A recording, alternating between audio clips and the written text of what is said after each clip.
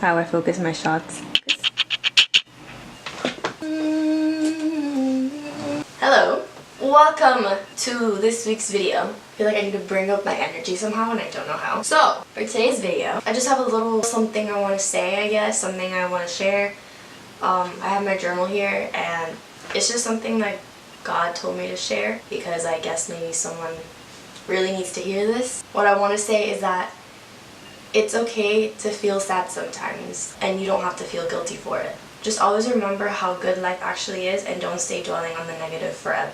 I never really feel okay with being sad. I tend to feel bad for feeling sad, like I shouldn't feel sad because life is good and I should just be happy because look at all the things that God has blessed me with. And yes, that's true, but that doesn't mean we're not allowed to feel sad or that we're not allowed to feel upset. Life isn't perfect and things happen. It's okay to feel sad. It's okay to cry. I have a hard time crying. I don't like crying in front of people. A big reason why is definitely because I don't like how red I get and how my eyes get all tiny. But also I feel really uncomfortable crying in front of people. Yeah, like I'm being dramatic or something, or that I shouldn't be that upset about it. Like I shouldn't be so negative. That I should always be positive and be strong and be happy. So when I do cry, it's because like I'm actually really upset about something or really sad. You don't have to always pretend to be happy or put on a mask like so everyone thinks that you're happy and not bother anybody with your problems because you think nobody cares. Just know that you are allowed to not be okay.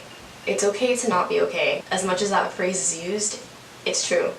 As long as you don't just stay dwelling in that negativity and that sadness, because sometimes once you fall into that, then you don't want to come out of it, and that's not the goal here. The goal here is that you have to process what you're feeling. Bottling up all your feelings isn't good for you because eventually it builds up and then you really are going to just have like an explosion of emotions.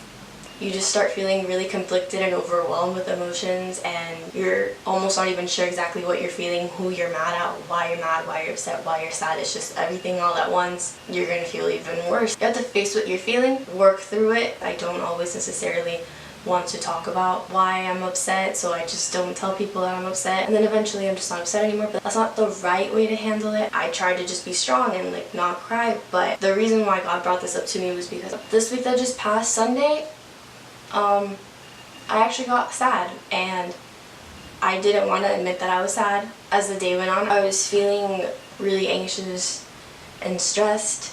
And I didn't really know why. I didn't really feel like I was gonna cry, but then all of a sudden people started noticing that I didn't look like I was okay, so they kept asking me what was wrong, and then yeah, I ended up like tearing a little bit. Like I was avoiding not crying because I felt like I shouldn't cry because it wasn't that bad. It would just be dramatic if I actually got that upset about the situation. I don't like to say I don't like to cry, because I know crying in a way is good for you. There's a reason why we cry and it does make you feel better. And nowadays it's not as bad as it was when I was younger. Summer 2012, right before I turned 15, I went through a really hard time just because I had never really been open about anything. I had always just kept everything inside. A lot of stuff that bothered me or issues that I was having, problems that I was having, fears, so much stuff, I never really shared it with anybody. I didn't tell anybody anything because I didn't want to bother anybody with my problems. I didn't want to cause any issues.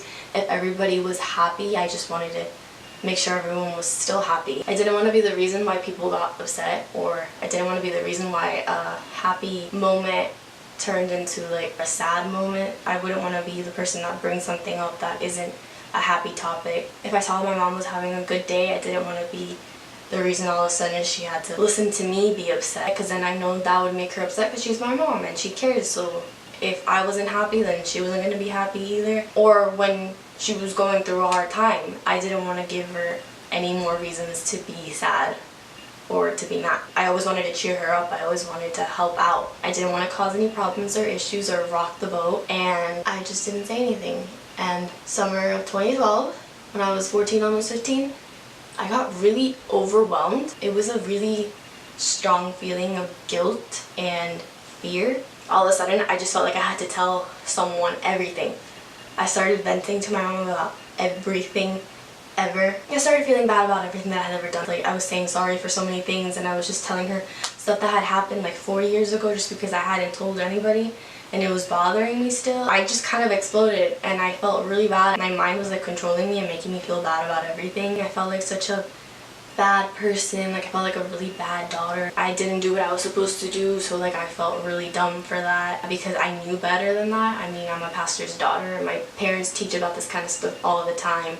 So yes, I knew better than that, and I still did things that I wasn't supposed to do. I felt really guilty about all of it, and I was just like opening up to my mom. I was not happy at all that summer. I was like stressed, super anxious. I didn't even want to eat. I didn't want to do anything. I lost interest in like just about everything that I like to do. So good thing that came out of all of that was that I finally opened up, and ever since then I haven't been a completely closed off person with like walls built around me and I don't open up to anybody.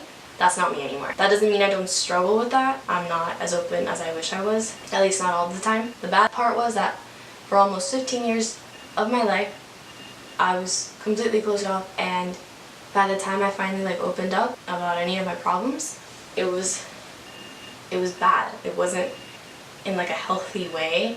It was just an overwhelming thing that just like took over me. I couldn't sleep, constantly having nightmares. Everything was just stressful. My mom gave me a list of Bible verses to repeat over and over in my head when I couldn't sleep because I remembered everything I had ever done wrong in my life. And the more I remembered and the more that I talked to my mom about, because I felt like I had to confess it or something, the more I got rid of, the more that came into my mind. And I just kept remembering thing after thing because that's all my mind would think about. So I had to literally distract my mind with positive things just so I wouldn't fall into like this really dark place where I couldn't like get out of my head. I would really easily get there, and God had to constantly talk to me. He constantly reminded me that I was forgiven, that I was loved, that I was not like tainted forever, that I had to accept the fact that I wasn't perfect and that it was okay that I sometimes messed up and that it was good for me to open up. I finally got out of that mentality. God finally brought me out of that. I knew I was forgiven by Him. Like I had accepted the forgiveness, but at the same time, the guilt wouldn't go away. Like I didn't feel like I deserved to be loved by God or to be loved by my family. I know my mom was there for me. She listened to me every single day because every single day we ended up having like really deep conversations, and it definitely helped. And by the time my 15 came, I was doing a lot better, and I was like overwhelmed by all the love that I got, all the people that went, everybody that spoke to me. But yeah, it's okay to not be okay as long as you're doing something about it.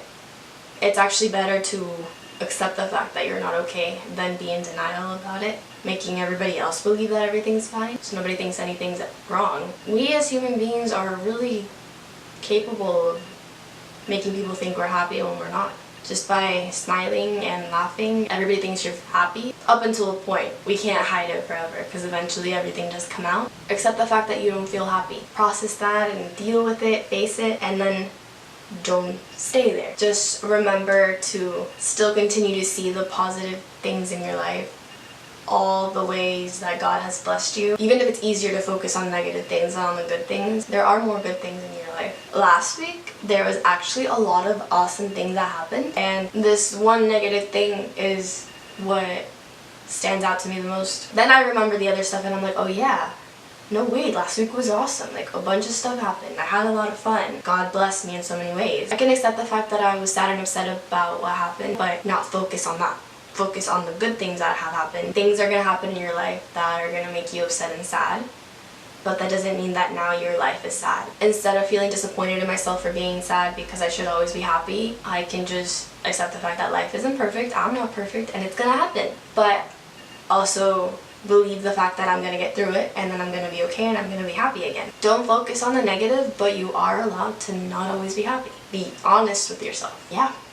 That's pretty much it for today. To be honest, I didn't really know where I was going with this video, and I wasn't planning on telling that whole story. I hadn't even realized how well it fit in with the topic, but here you go. I hope you liked this video. Hope it helped. And subscribe if you haven't. I've been making weekly videos and I'm trying to keep this up. Thanks for watching, and I'll see you next week. Bye! And I do this thing now where I have to walk to the camera and cover it.